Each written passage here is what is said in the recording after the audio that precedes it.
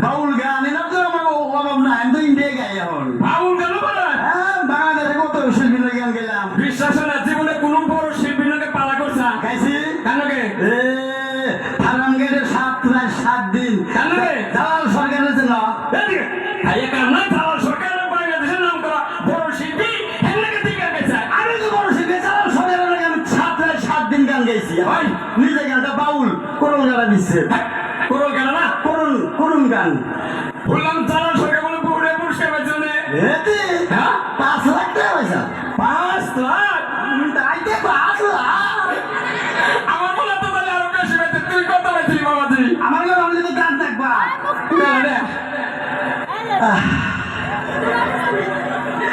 নিজের কথা নিজে বাংলাম না কিনা আমার পরে 2 লাখ টাকা জরিমানা। এই এই ছাত্র দালাল সরকার 5 লাখ পায় তার পরে 2 লাখ জরিমানা কে কি বাগান এই গান ভালো হয়েছে দেখে পুরস্কার দিছে, আমার গান নিশ্চয় হয়েছে জরিমানা দিতে আমার পরে 2 লাখ টাকা গেছে গা।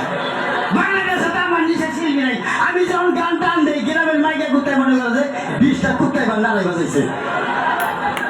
এইরকম নাম করা গান গান হ্যাঁ এই গান কি একবার হুনা হাবিবে গেলে এসে গীতা গান জানি মুখস্থ গান আমার। কুতুরি গান মুখস্থ করছে মান আমার লেখা হ্যাঁ? আমার লেখা হলে 20,000 20,000 গান লেখা হ্যাঁ। মুখস্থ কুতুরি 25,000 20,000 লেখি 25,000 মুখস্থ একেবারে শিল্পী বলে এক কেন্দ্রে করলে 4 বছর মনে কোনো জায়গা।